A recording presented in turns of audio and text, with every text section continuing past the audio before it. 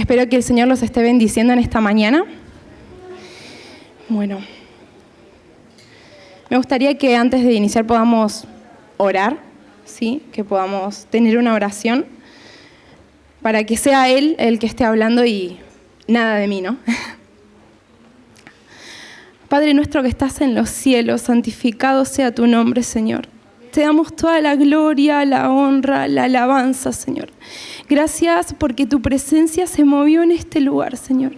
Gracias porque pudimos sentirte, porque sabemos que estás acá, Señor, porque sabemos que estás obrando. Espíritu Santo, Espíritu de Dios, gracias por morar en nuestros corazones, Señor. Queremos pedirte en esta mañana que solo seas vos, Señor. Te pido, papá, que me anules por completo como persona y que solamente tu Espíritu Santo sea el que esté hablando, el que esté transmitiendo tu palabra, Señor. Porque nada bueno hay en mí, Señor, sino solo tu Espíritu Santo. Gracias te doy, papá. Te entrego esta reunión en tus manos, te entrego la palabra, te entrego cada momento, Señor, para que vos te sigas moviendo con libertad, Señor. Que no haya nada que pueda trabar el fluir de tu presencia, Señor. Gracias, papá, por lo que estás haciendo. También te pido por nuestros corazones, para que vos puedas plantar, Señor, esa semilla y que pueda dar el fruto que vos deseás, Señor, porque somos tuyos, papá, porque te pertenecemos, Señor. Gracias, Padre, por todo lo que haces. En el precioso nombre de Jesús. Amén. Bueno, debo confesarles que estoy muy nerviosa. Siempre me pongo muy nerviosa cuando tengo que subir acá. Estoy temblando. Pero bueno, esta semana,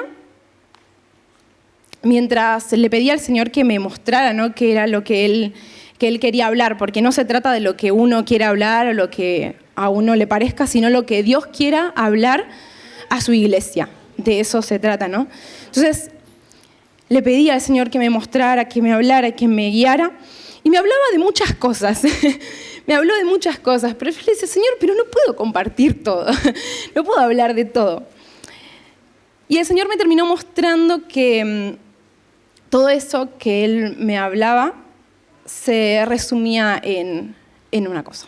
Que es, no sé si estaba ahí, pero es la voluntad de Dios, ¿no? Bueno, justo hace un ratito el pastor mencionaba, ¿no?, de que teníamos que orar, de que teníamos que pedirle la voluntad. Y eso es algo que por lo general solemos hacer mucho, ¿no? Los hijos de Dios solemos decir muchas veces el tema de la voluntad de Dios, solemos buscar la voluntad de Dios para situaciones, para la vida cotidiana, para si tenemos algún problema en el trabajo, si cosas cotidianas por lo general siempre solemos buscar la voluntad de Dios, o por lo menos yo lo hago.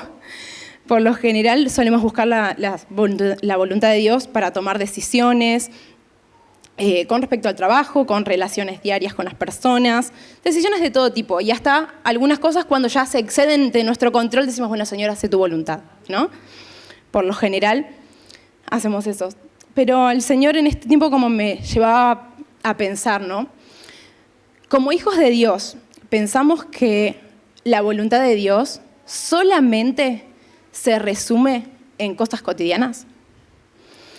Ahora, ojo, no quiero que me malinterpreten, eso es delicado, no quiero que me malinterpreten. Buscar la guía de Dios en toda situación está más que perfecto. Yo lo hago constantemente. Eso es súper importante porque no podemos hacer su voluntad si no buscamos su guía.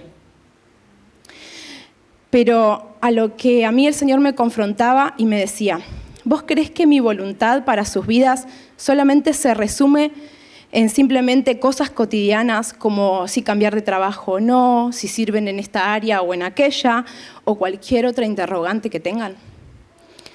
Vuelvo a aclarar, buscar la guía de Dios en toda situación está más que perfecto. Y los animo a que lo sigamos haciendo.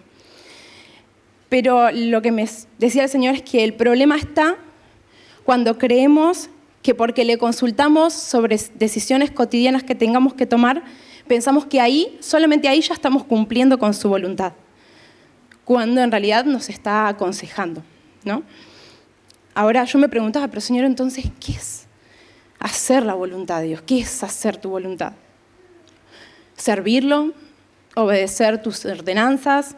¿Leer tu palabra diariamente? Entonces ahí el Señor me llevó a Mateo 7, No sé si lo quieren buscar en sus Biblias. Del capítulo 21 al 23. ¿Sí? Yo voy a leer la versión NBI. ¿Sí? Y dice, es un poco fuerte, ¿eh? Dice, no todo el que me dice, Señor, Señor, entrará en el reino de los cielos, sino solo el que hace la voluntad de mi Padre que está en el cielo. Muchos me dirán en aquel día, Señor, Señor, ¿no profetizamos en tu nombre? ¿Y en tu nombre expulsamos demonios e hicimos muchos milagros? Entonces les diré claramente, jamás los conocí. Aléjense de mí, hacedores de maldad. Fuerte. No sé, yo cuando lo leí es fuerte. Fueron muy fuertes. Y son palabras de Jesús, ¿eh? No es que fue algún profeta. Fueron palabras de Jesús. A mí ya solo de leerla me confrontaba. Porque pensaba, pero ¿qué pasó ahí?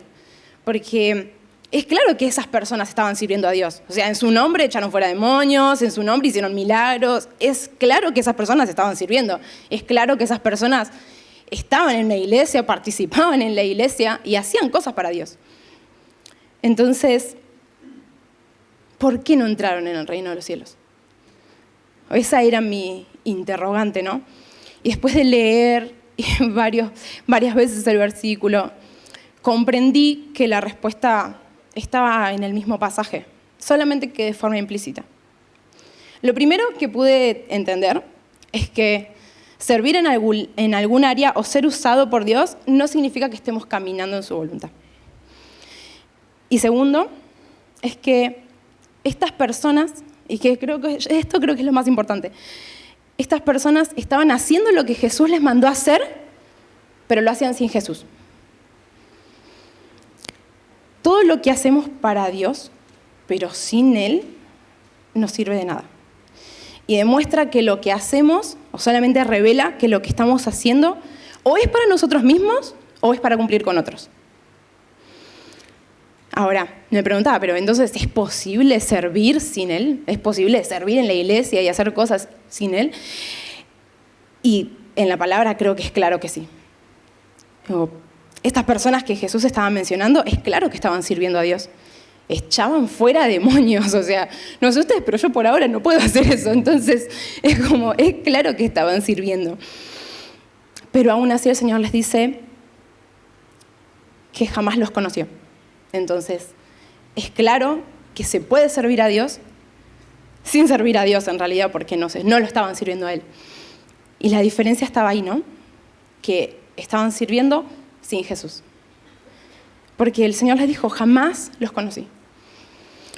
No sé si algunas veces les habrá pasado, pero yo creo que en la vida del cristiano, por lo menos a mí me ha pasado, de tener altibajos, ¿no? Con el Señor. Decir, a veces uno está súper bien con el Señor y hay otras veces en las que no estamos tan bien, ¿no? O sea, hay veces que estamos full oración, full palabra y hay otras veces que no suele pasar.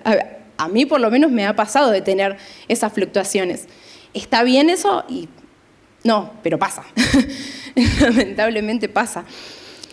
Pero no nos tenemos que quedar ahí. Creo yo que eso es lo que más que nada el Señor me mostraba. Me mostraba que había una delgada línea entre servir a Dios y servirnos a nosotros mismos en nombre de Dios. Y esa delgada línea la hace nuestra relación con Dios. Nuestra relación cotidiana con el Señor es la que nos va moviendo, porque por lo general tenemos tendencia a pasarnos para el lado del pecado. Tenemos tendencia porque está en nosotros. Pero si nosotros tenemos una relación diaria con Jesús, una relación en la que realmente nos rendimos a Él, el Señor nos acomoda en el camino. Las personas de la parábola de Jesús, ¿no? de este versículo que compartí, sabían lo que tenían que hacer. Sabían del poder que hay en el nombre de Jesús. Estas personas conocían acerca de Jesús. Pero ¿cuál era el problema? No lo conocían a Él. ¿Por qué no lo conocían? Porque no pasaban tiempo con Él. No se tomaron el tiempo de buscarlo. no se tomaron el tiempo de conocerlo ellos mismos. Es muy probable que esas personas asistían a la iglesia, es muy probable que lo conocieran de otros hermanos, de la relación que otras personas tenían con Cristo, o sea, de lo que uno puede compartir acá arriba. Por eso, en esta mañana los quiero animar, hermanos, a que no nos conformemos con un ratito de oración por la mañana o por la noche, que no nos conformemos con simplemente el versículo del devocional, que no nos conformemos con un ratito que uno pueda leer, o no nos conformemos simplemente con lo que podemos escuchar de algún hermano o el pastor, no digo que esté mal, sino que busquemos más, busquemos cada vez más a Jesús. Así como compartió nuestra hermana Ana hace poquito, hace 2 domingos si no me equivoco, que hablaba, el Señor me habló un montón a través de ese pasaje, Ana, que de las 10 damas de honor, que 5 eran prudentes, ¿no? Y me llamó mucho la atención porque decía que estaban las 5 damas prudentes y las insensatas. Y las 5 prudentes no solo es que llenaron, o sea, las 10 iban con las lámparas llenas de aceite, pero ¿qué pasó con las prudentes? Llevaban aceite extra, por si acaso. Llevaban por si las dudas, llevaban más. En este tiempo siento que el Señor nos está llamando a buscar ese aceite extra, a no quedarnos con lo simple, no quedarnos con ese ratito chiquitito, a buscar más. Más, con ese ratito chiquitito no basta con ese ratito chiquitito.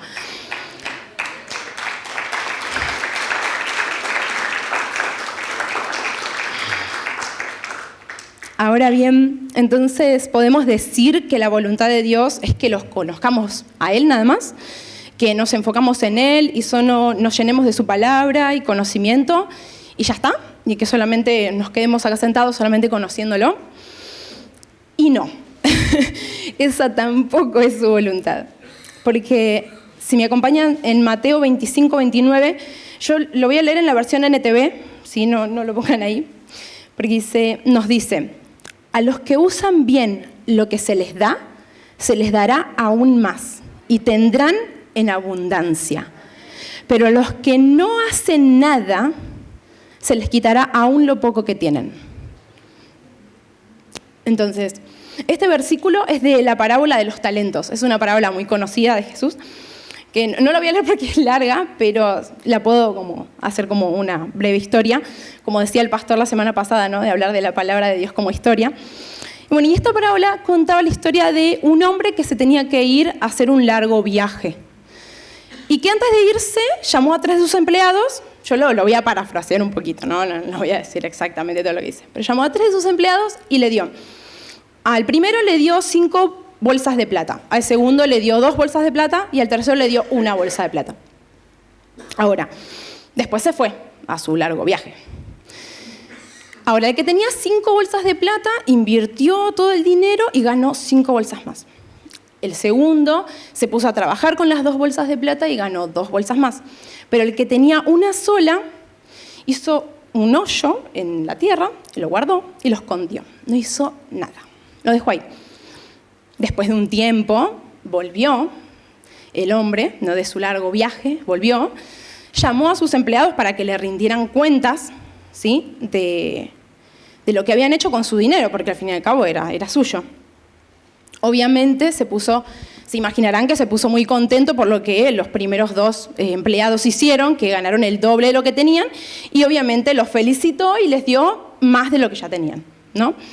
Pero no fue la misma reacción con el último que escondió la plata y no hizo nada. Con ese último empleado no solamente se molestó porque no había hecho nada, sino que obviamente, como cualquier otro jefe hubiera hecho, lo echó por no cumplir con su labor y le quitó todo lo que le había dado.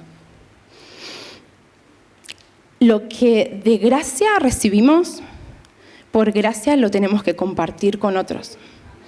También se nos dijo: te bendeciré y serás de bendición. No nos podemos quedar quietos con las cosas que el Señor nos da. El Señor nos dio salvación, tenemos que compartir salvación. El Señor nos dio sanidad, tenemos que compartir sanidad. Lo que sea que el Señor nos dé, tenemos que compartirlo. Jesús también nos dijo en Mateo 5, del 14 al 16, ustedes son la luz del mundo. Eso está en NBI, así que si lo querés poner, no hay problema. Ustedes son la luz del mundo. Una ciudad en lo alto de una montaña no puede esconderse.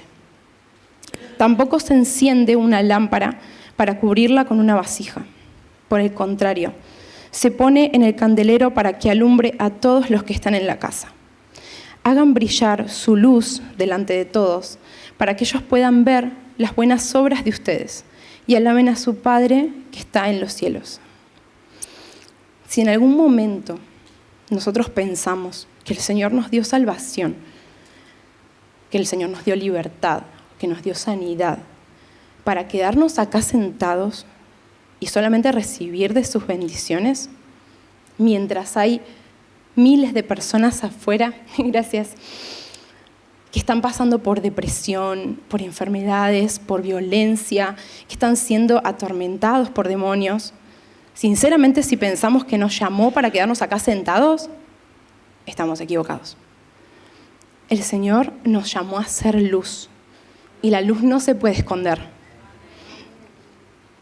Donde estemos, tenemos que mostrar a Jesús. Fuimos llamados para ser transformados a su imagen. Fuimos llamados a caminar acá en la tierra como Él lo hizo, no para quedarnos sentados. Ahora, esto fue lo que me dijo sobre su voluntad, ¿no? La voluntad de Dios para nuestras vidas es que hagamos lo que Él nos mandó a hacer mientras permanecemos en Él. Lo repito, la voluntad de Dios para nuestras vidas es que hagamos lo que Él nos mandó a hacer mientras permanecemos en Él. ¿Quién nos encomendó Jesús? Que prediquemos el Evangelio y hiciéramos discípulos, que ayudemos al necesitado, que oremos por los enfermos para que sean sanados, que echemos fuera demonios de las vidas de las personas, que perdonemos a quien nos hieran y entre muchas otras cosas más que lo podemos ver acá. ¿Estas cosas son solamente para que algunos las hicieran? No, son para que las haga su iglesia. Todos somos su iglesia. Cada uno de nosotros somos su iglesia. Es para que lo haga yo, para que lo hagas vos, para que lo hagamos todos. Todos. Ahora, dice en Juan 14, 12 al 14, dice: les aseguro que el que cree en mí también hará las obras que yo hago y aún las hará mayores, porque yo vuelvo al Padre. Cualquier cosa que ustedes pidan en mi nombre, yo la haré. Así será glorificado el Padre en el Hijo. Lo que pidan en mi nombre, yo lo haré. 2 veces lo repitió, o 3 veces me parece lo repitió el Señor. Él hará lo que nosotros le pedimos, obviamente, mientras esté en su voluntad. Nosotros tenemos la autoridad de Jesús para hacer lo mismo que Él hacía. Nosotros podemos, nosotros tenemos el deber de ayudar a otros, de proclamar el Evangelio, de hacer discípulos, de sanar enfermos. El Señor nos dio autoridad. Ahora, ¿qué necesitamos para hacer eso? Fe. Fe. Fe. Si no podemos hacer eso, nos falta fe. Porque, repito, la voluntad de Dios consiste en hacer lo que nos mandó a hacer mientras permanecemos en Él. Ahora, en Juan 15, versículo 4, Jesús nos aclara, ¿no? Permanezcan en mí y yo permaneceré en ustedes. Así como ninguna rama puede dar fruto por sí misma, sino que tiene que permanecer en la vid, así ustedes tampoco pueden dar fruto si no permanecen en mí. Ahora, lo que determina nuestra permanencia en Cristo es que cada vez nos parezcamos más a Él. Que cada vez nuestro carácter se asemeje al suyo. Que cada día tengamos más amor por las personas y menos ira, menos resentimiento, menos envidias, menos celos. El carácter de Jesús todo solamente puede ser formado en nosotros si permanecemos cerca suyo. No hay forma en la que nosotros podamos tener el carácter de Jesús si no nos acercamos a Él. No hay forma. Es más, todo lo contrario. A mí me pasa constantemente, o sea, yo lo puedo, la verdad es que lo digo, que cuando yo más cerca estoy del Señor, como que mejor es, o sea, más puedo reflejarlo. Pero si ya vengo flaqueando un poquitito, ya empiezo a tener menos paciencia. Encima, yo suelo tener temperamento fuerte, los que me conocen lo saben. Entonces, cada vez tengo menos paciencia, cada vez. Pero, y ahí ya se nota, ya me doy cuenta que no estoy bien porque ya empiezo con lo mío, por así decirlo. Ya empieza a salir la Vicky y menos Jesús. Ahora, todas las demás señales, como milagros, sanidades, son solamente manifestaciones de su inmenso poder que se dan a través de la fe. Por eso decía que si no podemos hacer esas cosas es porque nos falta fe. Porque en Marcos 16:17 dice, estas señales acompañarán a los que creen.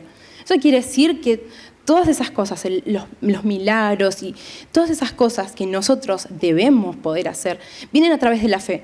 Pero la permanencia en el Señor viene a través de la obra del Espíritu Santo en nosotros. Dice, la formación de su carácter solamente es obra de su Espíritu Santo.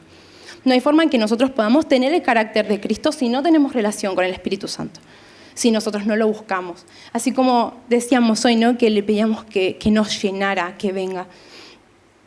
Necesitamos al Espíritu Santo para cada día parecernos más.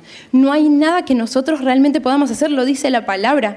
No hay nada que nosotros podamos hacer por nosotros mismos. El cambio lo produce el Espíritu Santo. No podemos permanecer en el Señor si no tenemos relación con Él. No hay forma. No hay forma de reflejar a Jesús realmente si no tenemos una relación diaria, una relación profunda con Él.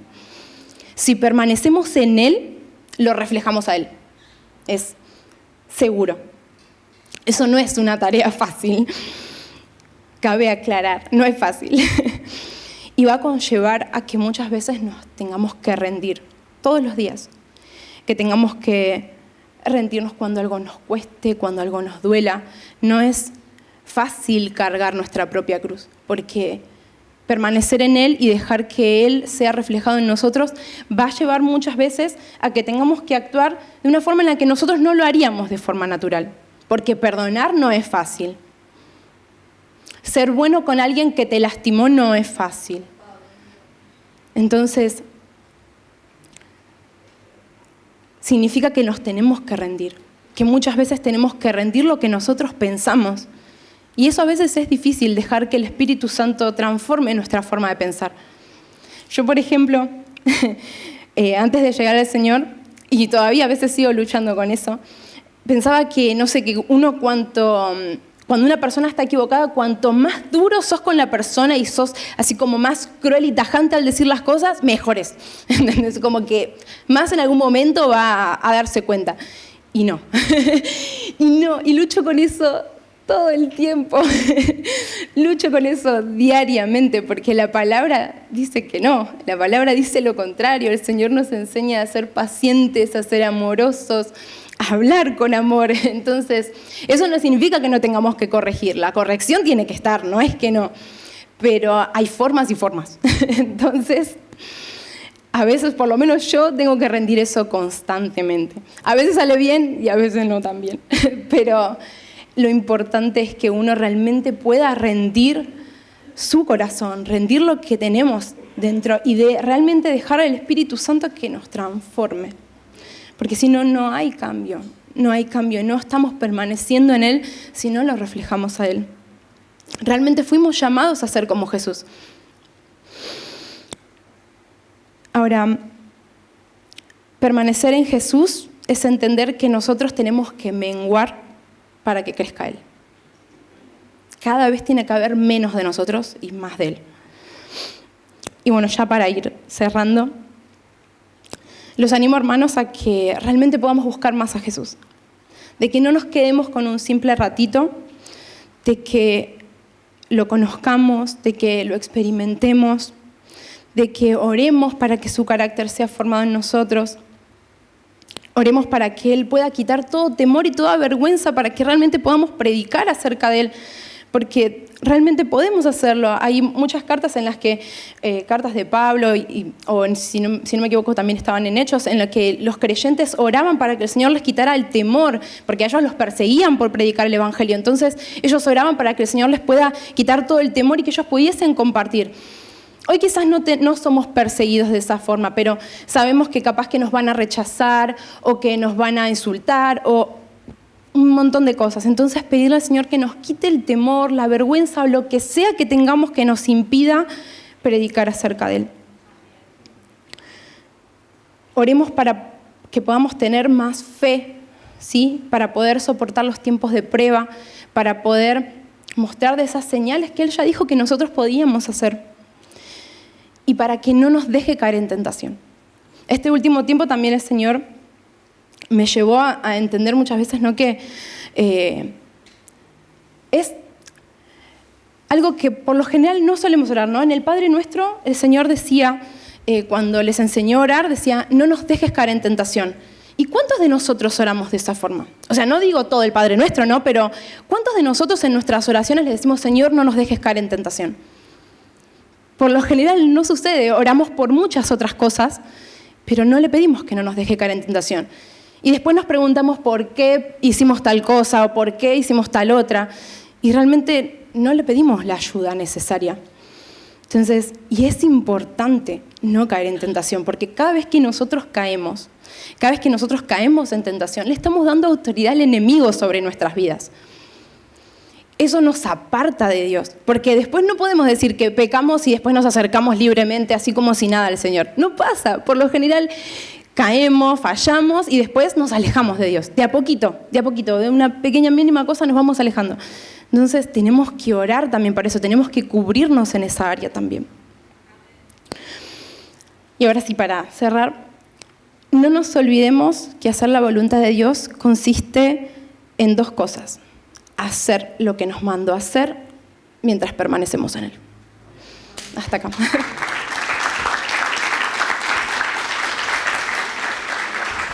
Gracias.